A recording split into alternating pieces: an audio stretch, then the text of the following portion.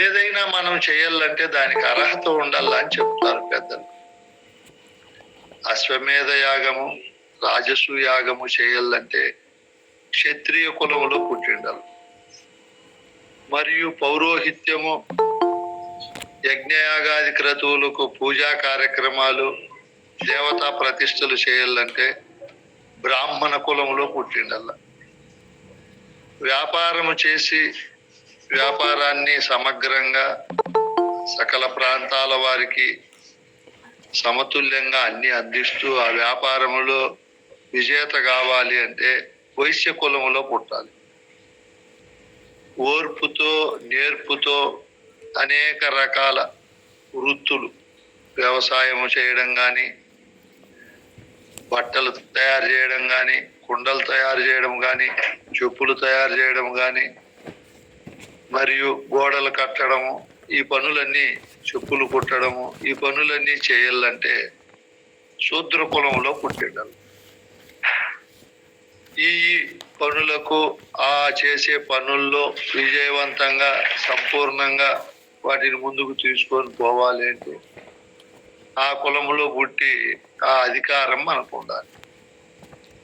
ఇప్పుడు బ్రహ్మ విద్యను మనం అభ్యాసం చేసి అందలి ఫలాలను సంపూర్ణంగా అనుభవించాలి అంటే పెద్దలైన మహనీయులు మనకు అర్హతలు చెప్పారు.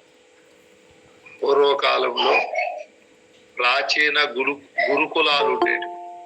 గురువులు ఫీజులు తీసుకోకుండా నదీ తీర ప్రాంతాలకు సుదూరంగా, నదీ తీర ప్రాంతాల్లో పట్టణాలకు ప్రజలకు సుదూరంగా కాలుష్యరహితమైనటువంటి సౌందర్యమైనటువంటి ఆ పచ్చని ప్రకృతి రమణీయకమైన ప్రాంతాల్లో గురుకులాలను ఏర్పాటు చేసి ఫలాపేక్ష రహితంగా నిస్వార్థంగా తమ దగ్గరికి వచ్చిన శిష్యులకు తాము సంపాదించిన బోధనంతా కూడా తెలియజేసి వాళ్ళను ఉత్తీర్ణులు చేసేవాళ్ళు. ఆ రోజుల్లో విద్య అనేది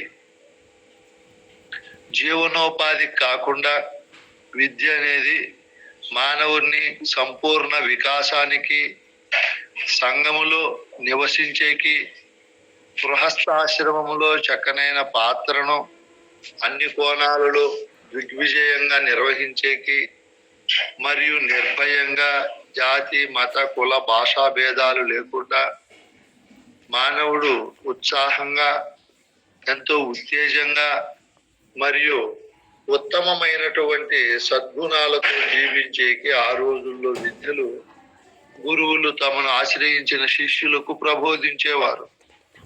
ఇటువంటి విద్యను అభ్యసించిన గురుకులవాస విద్యార్థి ఆ విద్యను పూర్తి చేసుకొని వచ్చిన తరువాత తనకు బోధించిన గురువుకు తనకు ఉపయోగము మరియు కీర్తి మరియు అనేక రకాలుగా శ్లాఘనీయమైన పద్ధతిలో జీవనాన్ని మెరుగుపరుచుకునేవారు. అటువంటి మెరుగైన, ఉత్తేజమైన, మార్గదర్శకమైన, సకల మానవులు అనుసరించవలసిన పద్ధతులను గురువులు ఆ రోజుల్లో శిష్యులకు నేర్పేవాళ్ళు. కాల ప్రవాహములో మన దేశ విద్యలన్నీ కూడా అడుగంటాయి. ఆ రోజుల్లోనే ఇటువంటి ఉత్తమమైన విద్యలతో పాటు ఖగోళ శాస్త్రము, వైద్య శాస్త్రము, జ్యోతిష్య శాస్త్రము, గణిత శాస్త్రాలు, ఇట్లా ఎన్నో శాస్త్రాలు ఆ రోజుల్లో బోధించి భారతదేశము ప్రపంచానికే విద్యలకు గురువుగా, గురు నిలయముగా ఉండేది. ఆ రోజుల్లో తక్షశిల, నలంద మరియు ఇటువంటి నగరాలు ప్రపంచంలో ఉండే విద్యార్థులకు అందరికీ విద్యను అందించే విశ్వవిద్యాలయాలుగా పేరెన్నికగన్నవి. అప్పటికే అనేక శాస్త్రాలు అక్కడ బోధించి ప్రపంచ మేధావులనే ఆశ్చర్యపడేటంత ఘనమైన విద్యను బోధించిన దేశం మనది భారతదేశం. అరబ్బులు, తురస్కులు, ఆంగ్లేయులు, డచ్చి వారు, ఫ్రెంచి వారు మొదలైన వారు దాడి చేసి ఈ విశ్వవిద్యాలయాలనంతా కూడా నశింపజేసి కాల ప్రవాహంలో వాళ్ళ సంస్కృతి సాంప్రదాయాలను మన దేశంలో వ్యాపింపజేయడానికి వాళ్ళు విద్యా సంస్థలను ఏర్పాటు చేసి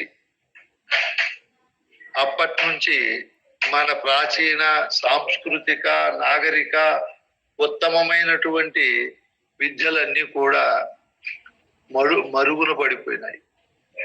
ఇటువంటి కాల ప్రవాహంలో ఇతర దేశస్తుల రాక వల్ల ఏదేమైనప్పటికీ ఆ విద్యను కూడా పూర్తిగా నశించిపోకుండా విద్య అక్కడక్కడ గురు శిష్య న్యాయంగా అది ద్వైతము కావచ్చు, అద్వైతం కావచ్చు, విశిష్టాద్వైతం కావచ్చు, తరువాత పరిపూర్ణ బోధ కావచ్చు, గురు శిష్య న్యాయం నడుస్తూనే ఉంది. మహమ్మదీయులు వచ్చారు, క్రైస్తవులు వచ్చారు, ఇంకా మన దేశంలో సిక్కు, జైన, బౌద్ధ మతాలు ఏర్పడ్డాయి. ఏవి జరిగినా కూడా గురు శిష్య న్యాయంగా నడిచే ఈ సనాతన బ్రహ్మ విద్య అనేది నశించుకోకుండా కొనసాగింపబడుతూ ఉంది. ఇటువంటి అతాతో బ్రహ్మ జిజ్ఞాస, ఇటువంటి బ్రహ్మ విద్యను తెలుసుకోవాలి అంటే మనిషికి కొన్ని సంపదలను మన ప్రాచీన భారతీయ హైందవ ఋషులు తెలియజేశారు. అప్పటికి ఇప్పటికీ ఉన్నది ఇది.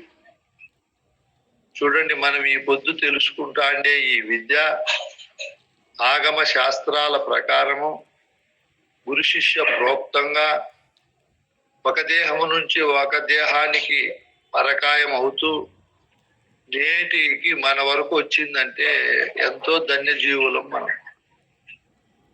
ఆ రోజుల్లో గురువుల దగ్గర శిష్యులు వెళ్ళి గురువు హృదయాలను రంజింపజేస్తూ ఎంతో వినయ, విధేయత, భయ, భక్తి హృదయములో గురువును సాక్షాత్ పరమాత్మ స్వరూపంగా భావించే అఖండమైనటువంటి శ్రేష్టమైనటువంటి భక్తి కలిగి అభ్యాసము చేసే విద్య నేటికి మన వరకు వచ్చింది. చూడండి, క్రమాన్ని మనం విచారిస్తే మనము గురుకుల వాసములో ప్రవేశించి ప్రాచీన కాలంలో గురువుల దగ్గర అప్పటి శిష్యులు ఏం తెలుసుకున్నారో మనం ఆ విద్యను కూడా ఇప్పుడు తెలుసుకుంటూ ఇట్లా భౌతికంగా, ఆధ్యాత్మికంగా ఉత్తమోత్తమైన జీవన సరళిని పొందేకి మన పెద్దలు ఎంతో మనకు చక్కనైన సంపద ఇచ్చారు. దాన్ని మనం ఈరోజు సద్వినియోగం చేసుకుంటున్నాం. మీకు చెప్పే బోధ నా స్వశక్తి కానే కాదు, అంతా గురువులు చెప్పిన బోధ ఇది.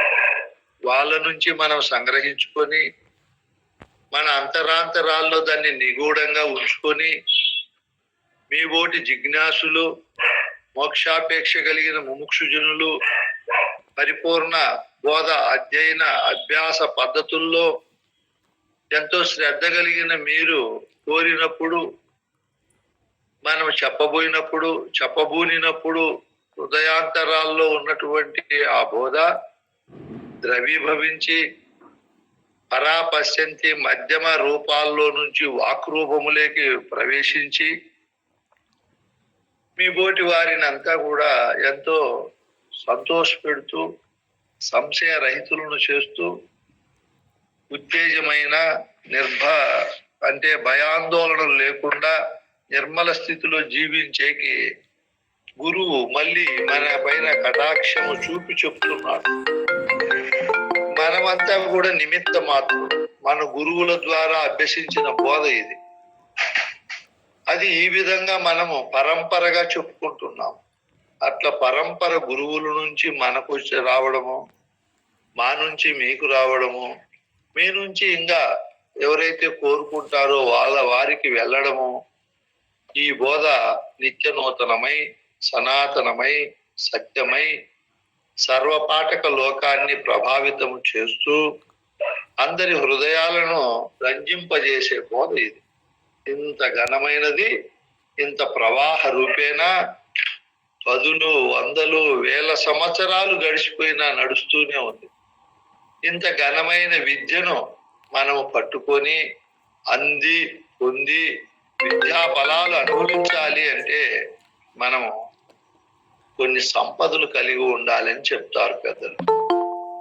మీకు ముందే చెప్పాను, భద్రాద్రి రామశతకము మీ తెలియని వారు గురువు దగ్గరికి వచ్చినప్పుడు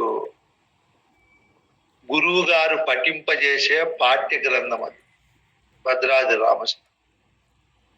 అది ఎక్కడే గాని ఎవరిని ఉద్దేశించి మాట్లాడకుండా, ఎవరిని విమర్శించకుండా, సృష్టికి పూర్వము ఏముంది, అటువంటి వస్తువులో ఈ కల్పితమైన విద్యాస్వరూపమైన పదార్థ రహితమైన ఈ నేననే ఎరుక ఎలా తోచి ఏ విధంగా అండపిండాలతో మమేకమై తన స్వరూపాన్ని మరిచిపోయి అనేక రకాల భ్రమలతో భ్రాంతులతో అనేక రకాల దుఃఖాలతో జీవిస్తూ ఒకానొక సమయములో ఇంతే కాదు కదా మానవ జీవిత పరమార్థము, దీనికైనా వచ్చిండేది కాదు కదా అని దానికి ఒక సంకల్పము కలిగి యథార్థము తెలుసుకొని తరించాలి.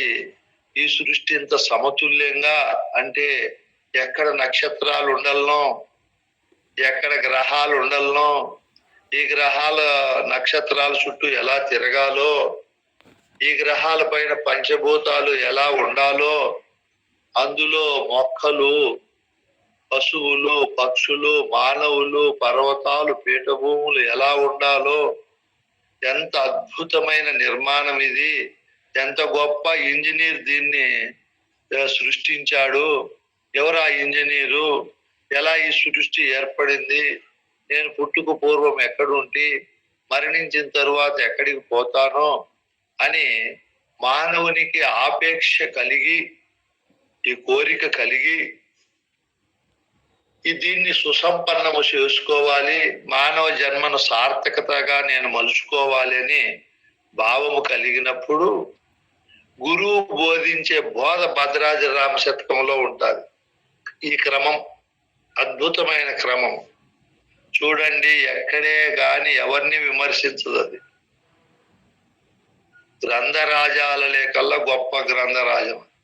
ఎంత సుసంపన్నమైన విద్యాస్వరూపుడు ఆ గురువు, ఎంత నేర్పరి, బహుముఖ ప్రజ్ఞాశాలి, సకల శాస్త్ర కోవిదుడు, గురుకృపా కరుణా కటాక్ష పరుడు కాబట్టి అంత దివ్యమంగళ స్వరూపమైన విద్యను అందులో ఇమిడ్చి మనకందరికి అందించాడు మహనీయుడు.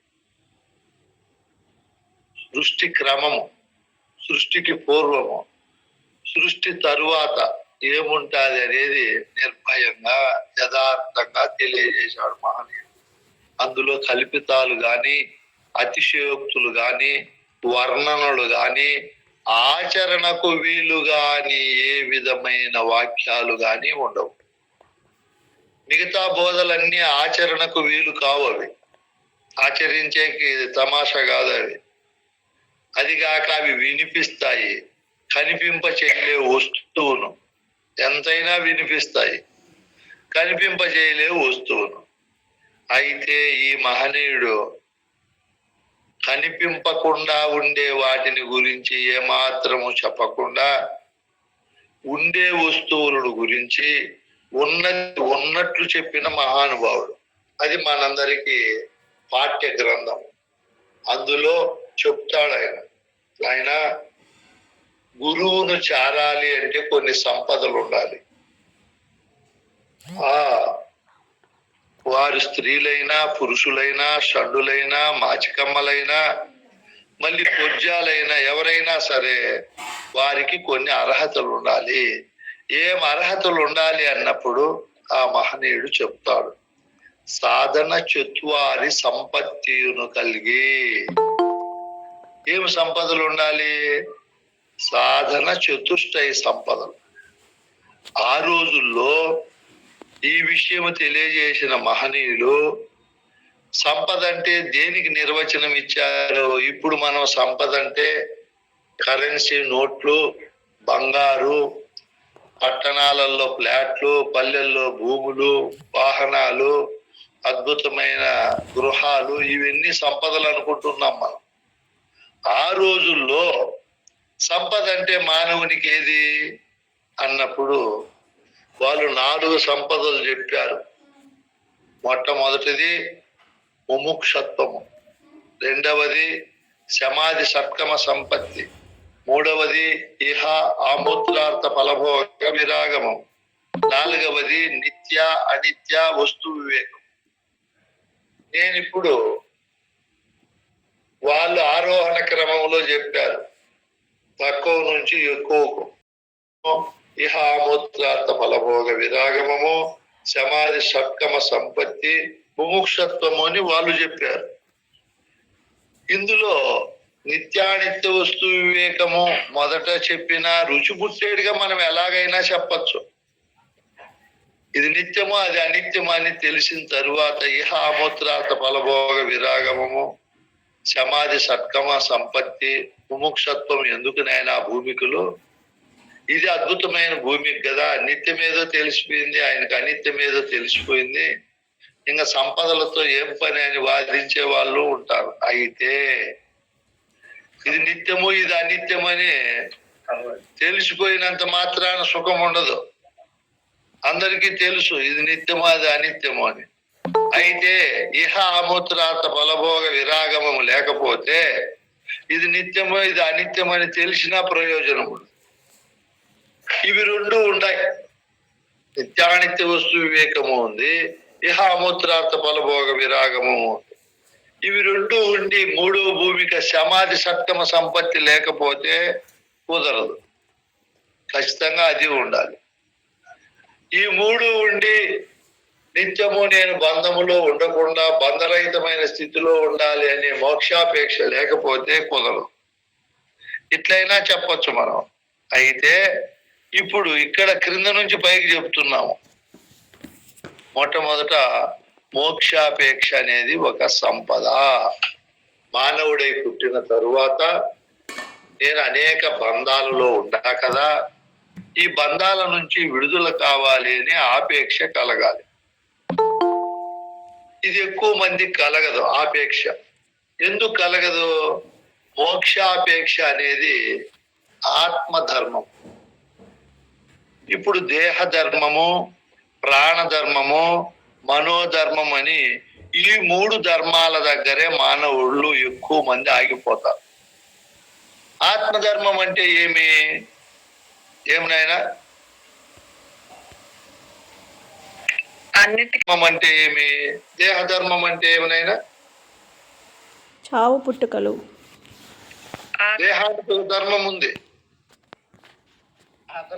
చావు పుట్టుకలనైనా చావు పుట్టుకలు మనకు ఏదైనా గాలి ధర్మం పుట్టామో ఆ పుట్టాము అనే ఒక మెట్టును ఒక గట్టును దాటాము, ఇంకా గిట్టుక అనే గట్టు దగ్గరికి పోతున్నాము. మధ్యలో ఉన్నాము. ఇప్పుడు పుట్టుక అనే గట్టును దాటాము, గిట్టుక అనే గట్టు దగ్గరికి పోతున్నాము. పోకుండా అట్లే ఉండిపోయి ఉంటే బాగుండు కదా శివారెడ్డి. దానికి తప్పించుకునేకి లేదు. ఎంతటి వారైనా ఆ ధర్మములో లోను కావాల్సిందే. ఈ పుట్టుక గిట్టుక అనే నట్టేట్లో మనం ఉన్నాం కాబట్టి మనకు ఆశ ఎక్కువ. ఎట్లో ఇంకా కొంతకాలం ఉందాము, ఇంకా ఈ సృష్టిని అనుభవిస్తాము, ఇంకా 2027 ఉంది, 30 ఉంది, 35 ఉంది, 50, 60, 70 ఉందాములే అని మనము అనుకుంటాము. అనుకోవడమే మా మనసులో కాదు, దానికోసం చాలా కష్టపడతాం. ఆ గిట్టుక అనే దేహము దహించిపోకుండా దానికి ఉండే ఆధ్యాత్మిక, ఆది దైవిక, ఆది భౌతిక తాపాత్రయాజ్ఞ నుంచి మనము ఏదో విధంగా బయటపడి ఇక్కడే ఉండిపోవాలని ఎన్నో రకాలుగా మనం వ్యవహారాలు చేస్తాం. మన శక్తి ఎంతో ఖర్చు పెడతాము. రోజులో మనం ఎక్కువ ఈ దేహ ధర్మానికి ఖర్చు పెడతాం. ఈ దేహాన్ని ప్రొద్దున్నే లేచి మలమూత్ర విసర్జన, మళ్ళీ ముఖం కడుక్కోవడము, పళ్ళు శుభ్రపెట్టుకోవడము, స్నానం చేయడము, ఆ తరువాత మంచి వస్త్రాలు ధరించడము, ఆ తరువాత ఇంకా మంచిగా మనము ఉండడము, ఈ దేహాన్ని ఆరోగ్యంగా, ఆనందంగా, ఆహ్లాదంగా, సర్వజన ఆమోదంగా, సర్వజన ప్రేమాస్పదంగా పెట్టుకునేకి మనం ఎన్ని రకాలుగా రోజులో వ్యవహారం చేస్తాము. దీన్ని ఎంత చేసినా దాని ధర్మము పోనే పోతుంది. ఇది గట్టిగా లేచి పోనే పోతుంది. సరే, మనిషి ఎక్కువగా దీనికే తాపత్రయపడతాడు. రెండవది ప్రాణధర్మం ఉంది. ఏమైనా ప్రాణధర్మము ఆకలి దప్పుకలు స్వామి. ఆకలి తప్పకుండా దీనికి ఈ దేహము నడవాలన్నా, కూర్చోవాలన్నా, మాట్లాడాలన్నా, ఏమి చేయాలన్నా ప్రాణం ఉండాలి. ఈ ప్రాణం నడవాలంటే, బస్సు నడవాలంటే ఏముండాలి? డీజిల్, కరెంటు బ్యాటరీనో ఏదో ఒకటి ఉండాలి. అట్లా మనకు ఆహారము, శక్తి కావాలి. అది ఊరికనే దొరకదు. దాన్ని సంపాదించుకోవాలి. ఆహారాన్ని ప్రాణధర్మం కాబట్టి దానికి ఆహారం పెట్టాలి. ఏం ఆహారం పెట్టాలి? ఏదో ఒకటి ముందు అనుకుంటాము, స్టోర్ బియ్యాలే కానీలే, కుళాయిలో నీళ్ళే కానీలేని. రాను రాను కోరికలు పెంచుకుంటాము. మినరల్ వాటర్ కావాలి, సన్న బియ్యాలు కావాలి, తాలింపు ఉండాలి, పెరుగు ఉండాలి, పల్లెం ఉండాలి, అప్పలం ఉండాలి, ఊరగాయలు ఉండాలి. ఒకటి కాదులే. ఇన్ని సంపాదించుకోవాలంటే ఎవరు కష్టం చేయాల? ప్రాణమే చేస్తుందా? ఇంకా ఎవరైనా చేయాలని ఆయన? మనసు దేహం కష్టం చేయాల. నేను చేయాలి స్వామి. ఆత్మ దేహం కూడా చేయదు. ఆత్మ చేయాలి స్వామి. నేననే ఆత్మ చేపిస్తాడు. దేహ ధర్మాలను ఆయనే చూసుకోవాలా, ప్రాణ ధర్మాలను ఆయనే చూసుకోవాలా. మన ప్రాణానికి ఇవన్నీ సమకూర్చాలి. సమకూర్చకపోతే జబ్బులు వచ్చేస్తాయి. సమకూర్చాలంటే ఎంత సమయం పడుతుంది? ఇవి రెండు అయిపోతానే మనస్సు ఉండాలి. మనస్సు ధర్మం ఏమైనా సంకల్పము ఈ కల్పము. వికల్పాల్లో ఉంటుంది. దాన్ని సంకల్పిస్తాడు. దాంట్లో నీటిలో పెట్టుకోండి మా సౌండ్ వస్తుంది. 3 నిమిషాలు ఉంటుంది, మళ్ళీ ఇంకో దాంట్లోకి పోతాడు. మనస్సును అది ఉండాలని ఇది చాలా సుదూరంగా ప్రయాణిస్తారు. కొన్ని ఇదే సమకూర్చుకుంటున్నా ఇది జడమైంది. ఈ మనో సంకల్ప వికల్పాలను కూడా నెరవేర్చి దాన్ని ఆనంద పెట్టాలంటే దానిపైన ఆత్మ అనేది పనిచేస్తుంది. ఈ నేననే ఆత్మ ఈ వీటి ధర్మాలన్నింటినీ ఇదే చూసుకోవాలి. ఈ చూసే క్రమంలో తన ధర్మం మర్చిపోతాడు. నేను ఫలానా పరమాత్మను, నేనే ఈ సృష్టిలో జగదధిష్టాన స్వరూపుడును, శుద్ధ చైతన్యమైన వాడును, నాకంటే మినహా దేవుడు లేనే లేడు, నేనే దేవుడును, ప్రకాశవంతుడును అని తన కథ తన ధర్మం తనకు తెలియదు పాపం. ఆత్మ ధర్మం ఏమి? అధిష్టాన చేతన బ్రహ్మం అయి ఉండడం ఆత్మధర్మం. అధిష్టాన చేతన బ్రహ్మం అయి ఉండడం, అన్నిటికీ అధిష్టాన చేతన బ్రహ్మముగా ఉండడం దాని ధర్మం, ఆత్మధర్మం. ఈ సృష్టిలో అన్నిటికంటే గొప్ప స్థానంలో ఉంటుంది అది. ఇవన్నీ జడమే. ఈ పర్వతాలు, పీఠభూములు, మైదానాలు, సముద్రాలు, నదులు, ఏమేమో లోయలు, మహాపట్టణాలు, అడవులు, ఏమేమి ఉంటాయో అన్ని భూమి పైన ఉంటాయి. వాటికి భూమి అధిష్టానం, భూమికి అధిష్టానం జలము, జలానికి అధిష్టానం అగ్ని, దానికి అధిష్టానం వాయువు, వాయువుకి అధిష్టానం ఆకాశము, ఆకాశానికి అధిష్టానం ఆత్మ. ఆత్మకి అధిష్టానం లేదు. దానికంటే పెద్ద వస్తువు లేనే లేదు సృష్టిలో. ఎడారుల్లో సహారా ఎడారి పెద్దది, దానికంటే పెద్దది లేదు. సముద్రాల్లో పసిఫిక్ మహాసముద్రం పెద్దది, దానికంటే పెద్దది లేదు. పట్టణాల్లో టోక్యో పెద్దది, దానికంటే పెద్దది లేదు. పర్వతాల్లో ఎవరెస్ట్ శిఖరం పెద్దది, దానికంటే పెద్దది లేదు. లోహాల్లో చాలా ఘనమైనది, విలువైనది, పెద్దది వజ్రము. ఇంకా బోధ చెప్పే వాళ్ళల్లో ఎవరు పెద్దవారు? గురువు ఆయన కంటే పెద్దగా బోధ చెప్పేవాళ్ళు ఎవరు లేరు. బోధ చెప్పేదాంట్లో నేను చెప్తానేదా, బోధ చెప్పేదాంట్లో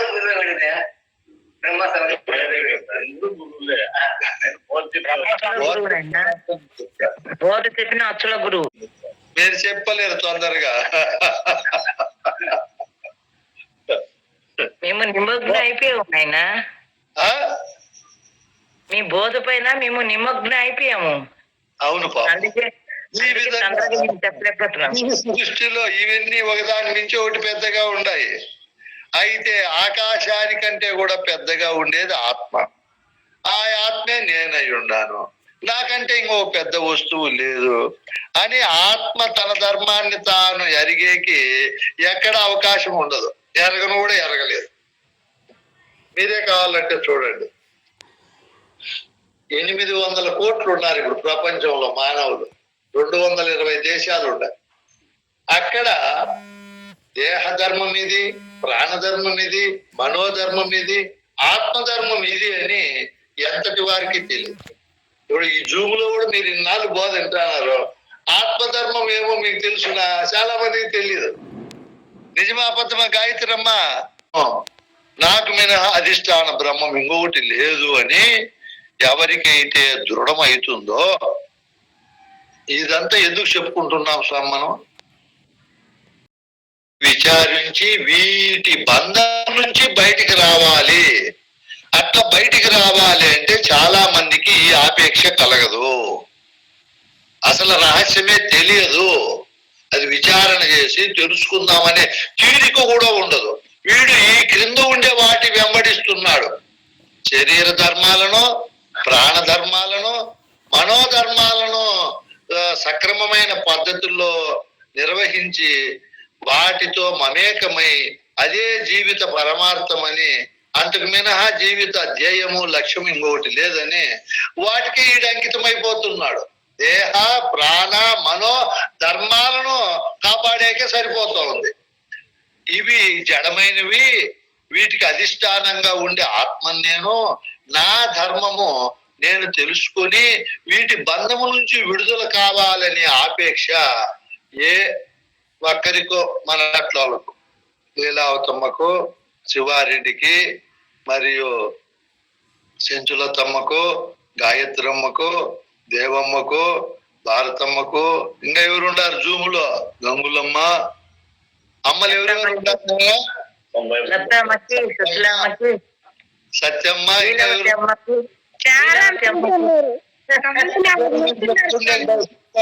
మేమందరం ఉన్నాం స్వామి. ఈ ఆపేక్షతోనే వచ్చాము జూములేకి, రోజు బోధ వింటున్నాము. ఏ ఆపేక్షతో? ఆత్మధర్మం ఏమో తెలుసుకొని వీటన్నింటి బంధము నుంచి విడుదలై నేను నేరుగా ఉండే స్థితిలోకి రావడానికి మనం గురువు దగ్గరికి వచ్చాం. ఇట్లా ఆత్మ ధర్మము, ఆత్మ యొక్క చైతన్య స్వరూపము, ఆత్మ స్వరూప స్వభావ స్వస్థాన స్వలక్షణాలను విచారించి నేను ముక్తిని పొందాలి అనే ఆపేక్ష చాలా కోటాను కోట్లలో ఒకరికి కూడా కలగదు. మీరే ఆలోచన చేయండి. మీరుండే ఊర్లలో, మీ బంధు బాంధవుల్లో ఎవరికైనా ఈ ఆపేక్ష కలిగిందా? మీకు కూడా కలిగినలా? ఎవరో బంధువులు బాంధవులు గురువు దగ్గర చేరతారని మనము గురువు దగ్గరికి వచ్చేసాము. ఇంత లోతుగా విచారించి నేను ఎందుకు కదా మానవ జన్మకు వచ్చానో ఇట్లా తెలుసుకొని విడువబడి తెలుసుకున్న స్థితిలో ఉండే ఫలితాలను బాగా అనుభవించే కదా మానవ జన్మకు వచ్చిండేదని ఎంతటి వారికి తెలియదు. చూడండి, ఇప్పుడు గురువు దగ్గరికి వచ్చినప్పుడు ఏదో ఒక ఆపేక్షతో వచ్చింటాం మనం గురువు దగ్గరికి. నువ్వు ఏ ఆపేక్షతో గురువుని చేరినావమ్మా సత్యమ్మా? చాలా, ఎందుకంటే ఈ గురుబోధ మరుగున పడకుండా ఇది పరంపర రూపేణా పోయేకి ఎంతో అక్కడక్కడ ఎర్రచందనము కదా శేషాచలము కొండల్లో మాత్రమే పుట్టి పెరిగినట్లు ప్రపంచంలో ఎక్కడా అది పుట్టకుండా పెరగకుండా ఉండనట్లు ఎక్కడో ఒకరు పుడతారు. ఒక యుగానికి ఒకరు, 1000 ఏళ్ళకు ఒకరు పుట్టి, 100 ఏళ్ళకు ఒకరు పుట్టి ఈ బోధ పైన ఆపేక్ష కలిగి గురువు దగ్గర మళ్ళా సంపూర్ణంగా గురువు ఎంత విద్యా స్వరూపుడో తాను అంత విద్యను అందిపుచ్చుకుంటాడు, తన పరంపర శిష్యులకు అందిస్తాడు. చూడు, ఇది చాలా తక్కువగా జరుగుతుంది, ఎక్కువగా జరగదు. ఎందుకంటే అందరూ ఆత్మ ధర్మము ఇది, దీన్ని నేను తెలుసుకోవాలి, ఈ విధమైన పద్ధతుల్లో నేను బంధరహితునిగా ఉండాలి అనే ఆపేక్ష కలగదు. ఎందుకు కలగదంటే ముందర ఈ 3 మహాసముద్రాలు ఉన్నాయి చెప్పినాడు కైవారం తాత. ముందరుండే 3 ఏర్లను బ్రహ్మ విష్ణు మహేశ్వరులు అనే గజ ఈతగాళ్ళు కూడా దాటలేక ఆడే పడిపోయినారు. 3 ఏర్లు ఉన్నాయి మనకి, పెద్ద పెద్ద ఏర్లు. ఏంటేంటివి నాయన? ప్రాణము, మనస్సు. వీటిని తప్పించుకొని వీటిపైన ఆసక్తి లేకుండా ఇవి మామూలేలే, వీటితో నాకెందుకు, దేహము నుంచి ప్రాణము నుంచి వచ్చే ఆనందము, మనస్సు నుంచి వచ్చే ఆనందము స్థిరము కాదు, శాశ్వతం కాదు. వాటి కోసం నేను ఎంత బాధపడినా ఎంత కష్టపడినా కూడా అవి అస్థిరమే. దేహధర్మము, ప్రాణధర్మము, మనోధర్మాలతో నేను మమేకమై ఎంత కృషి చేసినా అవి నశించిపోయేటివే. నా ధర్మమే శాశ్వతానందాన్ని, పరమ పదాన్ని, సౌభాగ్యాన్ని, సకల సులక్షణమైన సంపదలతో కూడినటువంటి ఫలితాన్ని నాకు ఇస్తాది అని ఆత్మ ధర్మాన్ని, అంటే ఆత్మ సమస్తమైన వస్తువుల నుంచి విడువబడి తానుగా ఉండాలి అనే ఆపేక్ష అందరికీ కలగదు. ఈ ఆపేక్ష కలిగిన వారిని మనం ప్రపంచంలో కొంతమందిని చెప్పచ్చు, మోక్షాపేక్ష కలిగిన వారిని. ఎవరెవరిని చెప్పచ్చమ్మా?